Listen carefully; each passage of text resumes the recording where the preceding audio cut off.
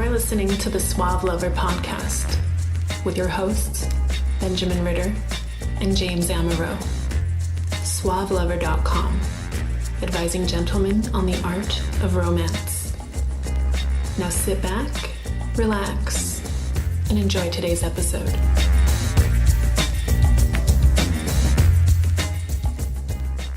When you're dating a woman, how do you know that it was written in the stars, that it was natural and inevitable fate that the two of you, and only the two of you, would find each other in this mad, mad universe of ours?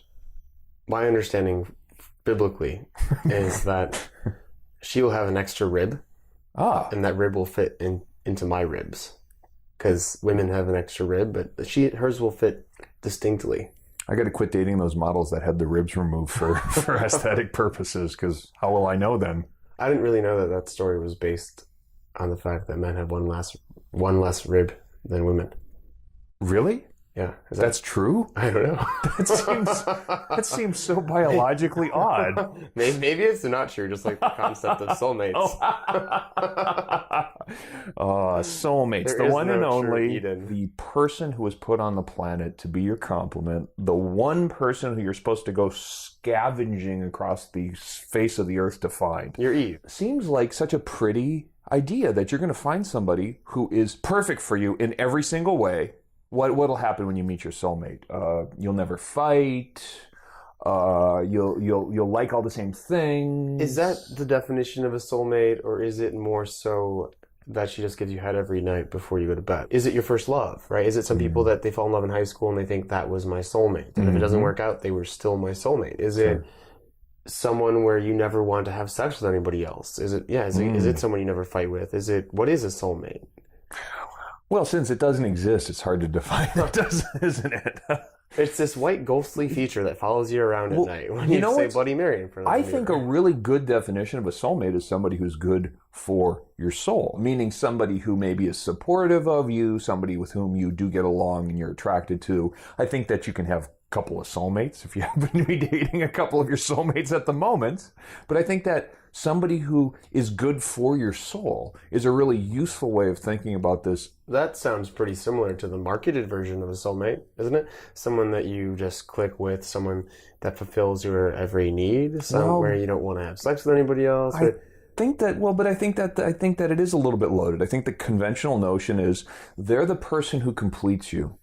And you have that one chance with that one person to be a complete person. Failing that, my soulmate is out there, and when I find him, I mean, this is really a lot of girls thinking. Yeah, and the concept, and I see this, keeps you in relationships that you shouldn't be in. Yeah. It's this, there's nobody else. This is it. This is the person that I've clicked with. In my geographical location. Flight of the Conchords. You're the prettiest girl in the whole wide room. I've never felt this way about anyone this week. When the soulmate story, which is beautiful, by the way, it's romantic. You are going to have the happily ever after when you find this one person. It's the Cinderella story. The problem is now you start to operationalize that idea. And so you wind up with the bullshit of life. You wind up with somebody who is living with you, and because you believe in the soulmate, suddenly they leave the cap off the toothpaste and they're a complete asshole for doing it. And you're baffled. How can my soulmate be so disappointing? Instead of treating it as somebody who's really good for you overall, and you're of course going to have normal disagreements with, you've elevated, almost mythologized what this arrangement is supposed to be. And that's where the damage comes in. The marketed version. And then the marketed version of the soulmate also leaves you thinking that you're a failure in relationships. Oh, right. You don't know how to make them work. Right. And this person, you have to get them back. And it leaves you completely destroyed if this person does leave. You then are putting up with those little annoyances more because you feel you have to. You're not really on the market anymore. You lose your ability to socialize and desire to find someone better. The one and only, I think, is where this starts to just become a nightmare, is exactly that. If you find that you did get somebody who was great, and maybe it was a good relationship that you were in, but that relationship runs its course. You've fallen out of love or whatever. This one and only thinking can really fuck your life up. It's okay that we're not having sex anymore because she's my soulmate. The number one concern that I hear from long-term relationships is they don't have sex. They don't. Holy shit. Do you believe that your soulmate would not want to have sex with you? The Essentials by Benjamin Ritter is your concise manual for life improvement and success with women. The Essentials has been called a straight-to-the-point lesson in the lost art of being a man. Packed with insights, this book will transform the way you think about dating and relationships. Get your copy of The Essentials by Benjamin Ritter at Amazon.com or in select bookstores today. That you'd be left not being able to have sex for the rest of your life? Well, a committed person, or the kind of person who's loyal and is looking for that kind of a relationship, I can see finding this very tempting. Okay, I've found somebody, I got this handled, we get along great, we have similar interests. Okay, the sex isn't the best. Lazy Disney shit. It's lazy. It's lazy. It really is lazy. Disney shit. Yeah, it really is lazy. Aladdin finding his fucking princess, saving her from an evil fucking dude. And even worse is the idea that you put yourself back out there, that you're not going to be able to suffer through the search period and find much better. I mean, that's the fear that you'll be left alone and you won't have anything makes you unavailable. And so you're not even willing to cut your losses on the shitty relationship that you're in and do the hard work, groom yourself, pull yourself together, and find someone who is way better than the person that is not satisfying you right now. Completely. There is a mystical aspect, a spiritual aspect, a deeper connection you can find with somebody than you can with somebody else. But that doesn't mean that they're always going to be the person that you have the deeper connection with. It's the soulmate now, the person for this point in your life. And if that person doesn't mature or change with you or match you in years, because, you know, instead of now being in school or living in the suburbs, you're in the city in a professional career, or you're now in a different state, then you're probably going to find someone else that better matches your energy. There's good evidence that they put couples into long-term couples, 15, 20 years into MRI machines. And they find that couples who have been together for a very long time, some of them, exhibit the same kind of neurochemical activity as newlyweds or new couples who have just gotten together who are thinking about their love. So there are people who stay passionate until presumably to the end of life, but the percentage of those is on the order of about 15%. So you take long-term couples and 85% or so are really just kind of like, oh, well, you know, I've got this person who is my person. 15% are crazy about them. And I think that's where we try to generalize and say, well, we should all be like the 15%. We don't have control over how our brains respond. And the other percentage, not all of them, but they had a different type of connection. They had the comfort, the friendship, the bond, the deeper level of intimacy. All those but kinds they of didn't have things. the lust and the Lust, passion, right. And they didn't think the same way as a newlywed did. No, they had all those kinds of things that are necessary for a couple to nurture an affair. So you you can have a totally sexless partnership for the rest of your life. It's great. They're totally a soulmate, and then you just find someone to fuck. But what is a soulmate? Soulmates. For soulmates. For soulmates. It's someone who you have a stronger than normal attraction, connection, level of intimacy with, because you can have attraction, connection, and intimacy with people who are certainly not soulmates. You can anger fuck. So you have a deeper attraction, connection, and a kind of intimacy.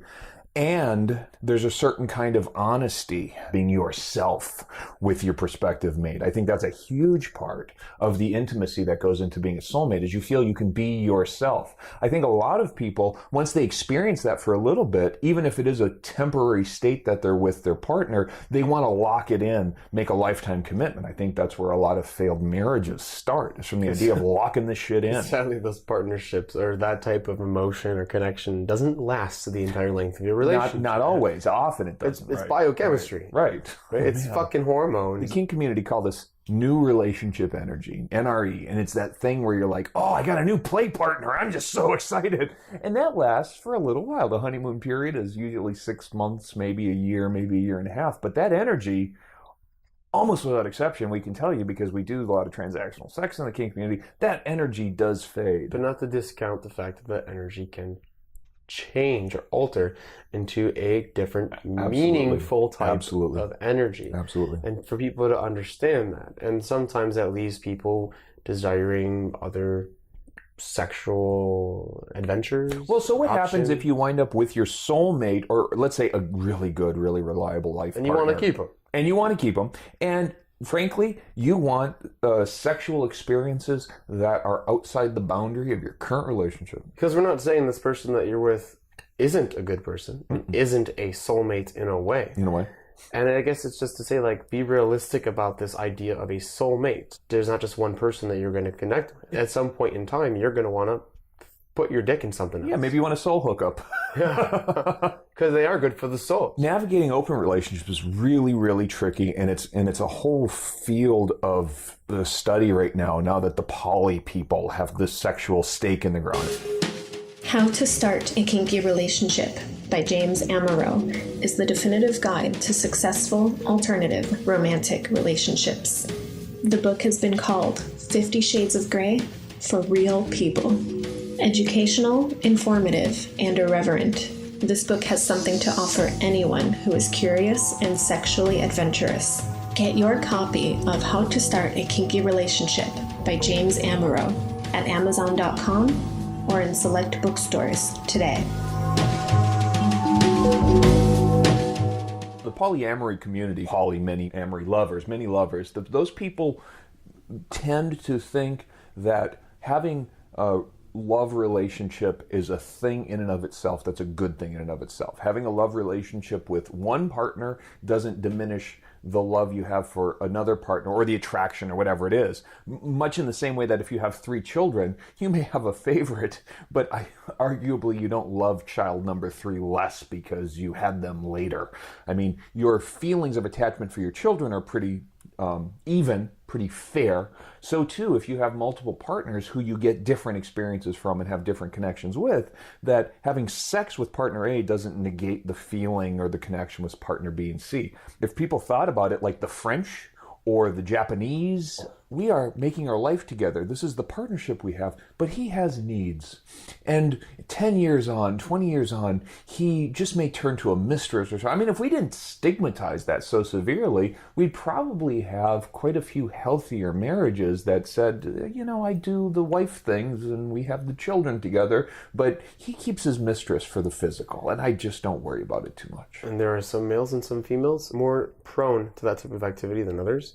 Oh, there yes. are some that have been more socially programmed in other ways. There's some people that enjoy monogamy. Sure. And it depends on your chemistry, your programming, your social upbringing. A really nice compatibility indicator, something that does popularized by the Kinsey Institute. It's sexual inhibition scale and sexual excitement scale. How inhibited or excited are you? So if you're highly inhibited, oh my gosh, sex is dirty. That's fine. It's just what you feel. If you're sexually excitable, the idea of outdoor sex, public sex, sex on your roof really turns you on. Well, if those are true of you and you know what they are, the finding that they have at the Institute is the more your partner is similarly oriented, the more likely that your sex will be highly compatible. In other words, if you just could have sex once a week and it should just be sort of like before you go to bed on a Saturday, that's cool and it's good for you, and it's cool for your partner, you probably have a very happy sex life. On the other hand, if one of you wants to have sex on the roof and the other one is like once a week, leave me alone otherwise, if I'm not in the mood, I got a headache, that is rife for non-soulmate condition. There's also research that shows that when you're in a relationship, sex becomes less alluring because you have the stresses of the relationship and the baggage.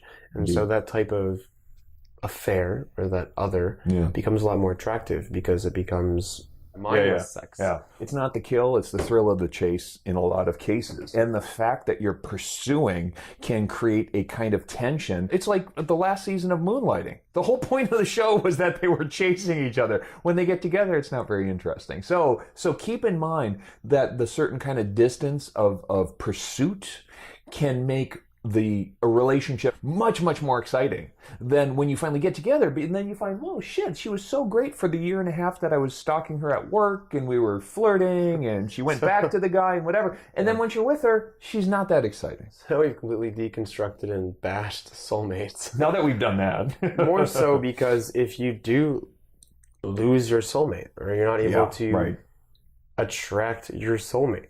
It's not a soulmate. It's someone that you're lusting after. It's someone that you were attached to. It's someone that you spent a period of your time with. Yeah. And there are other fish in the sea. Yeah. And I love the saying. They always say that someone's always sick of fucking the head cheerleader. Where I don't care who she is. I don't care how attractive she is. I don't care how fucking gorgeous she is. There's some guy somewhere just sick of sticking his dick in her. Yeah. It's all about perception. If you see this person as your soulmate, in your mind, they're your soulmate. Yeah. And it's about breaking that down and really understanding that there isn't a soulmate. There's someone that you lust after. There's someone that you connect more with physically. There's someone that you connect with intellectually. There are people that serve different aspects of your persona and they match you better. And some maybe match 3 or 4, or some may match, 5, or some may match 1. And it's not tricking yourself into thinking that this person is the one and only person for you. And then just obsessing and losing yourself in this concept of a soulmate. And that's really what I think needs to get clear. And I see so many people hurt, men and women, clients, friends, and family, over this concept of I lost the only person that's going to fulfill me and I lost my destiny. Yeah, it's the destiny, and then the helplessness that creates that obsessive frustration. Of course, when we coach, we have people work through what is an ideal mate for them. And that's really, really helpful because you can start typing on these different things that you're organized around. You don't care about blondes, brunettes, redheads. You don't care. I mean, this is like you're indifferent to. But if you had a blonde, brunette preference, that'd be one thing. And then you should know about the personality type that you're most attracted to, knowing about their religion and thinking that through. I mean, having these elements of your ideal mate in your awareness will help you tremendously when you're meeting someone who is one of these new people, so you won't fill in the gaps with what? Wishful thinking? I love dealing with clients that realize over time, and after they meet more and more women, that they find out what they want and they become pickier. And every time they get into a relationship, that's right. they start becoming pickier and pickier. And I'm like, when you met that first girl, you just cared that she had big tits. But now you don't give a shit about the big tits. You care about what just came out of her mouth. When you have experience and you drop this idea of a soulmate and you start looking at, does this work for me? Is this what helps me? Is this what fits me? Instead of, oh my God, I want them. Oh my God, I have to have them. You learn very quickly on what works for you. When you have this kind of step back self-awareness of who you're with and who you're seeing. Sure. Have you ever found yourself thinking, believing, wishing? Because I can think of 2 or 3 situations where I was crazy about a girl and I'm like, well, no, this is it. This is the one, is the soulmate, is whatever. Of course, I was clear-headed after the first time. It wasn't quite the same as a soulmate, but have you ever? I think I learned at a very young age that lust was lust. And be realistic and watch how much you invest. Yeah. And try to dissuade your feelings on someone. Oh my God, this girl's incredible. Let's try to find something I don't like about her instead of something that I like about her. Yeah. Because you're giving them the benefit of the doubt once you start lusting after them in every way, shape, and form. Yep.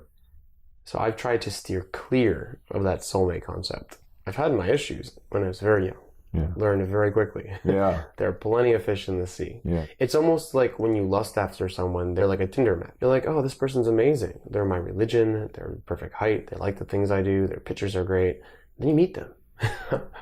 And there's a reason why they're taking high-angled photos and they have this weird twitch and they really are kind of stuck up.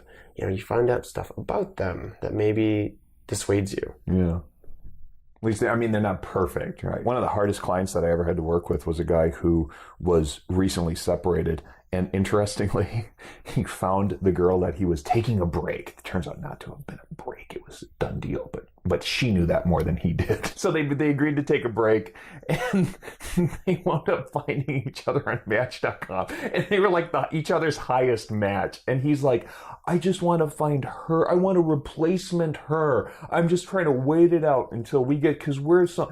And this was really, really sad to me because he had really internalized this idea that she was the perfect one, and it was just a matter of working it through. So we had to go through the hard problem of dating girls that he found that were not acceptable beneath him, and he had to disabuse himself. It took work, but he had to disabuse himself of this idea, his idealizations. She would be perfect if she had this. Yeah, right, correcting her, right. She had that. Right, and what he got comfortable with was everybody's an individual, and there's really, really a lot of amazing women out there, especially if you're open to the fact that the one in front of you or the one that you're meeting might be amazing, even if she has the weird twitch or the personality thing or the high-angled photos. Well, it's to be open. It's literally just to be open to it. I am going to enjoy you, and I'm going to see how well we connect with each other and how well we can support each other and how much of a positive aspect you are in my life. Yeah, we're going to find out what comes out of your mouth. Maybe you're lucky it'll be a gag. You have been listening to the Suave Lover podcast. Visit suavelover.com to become the kind of man that women crave.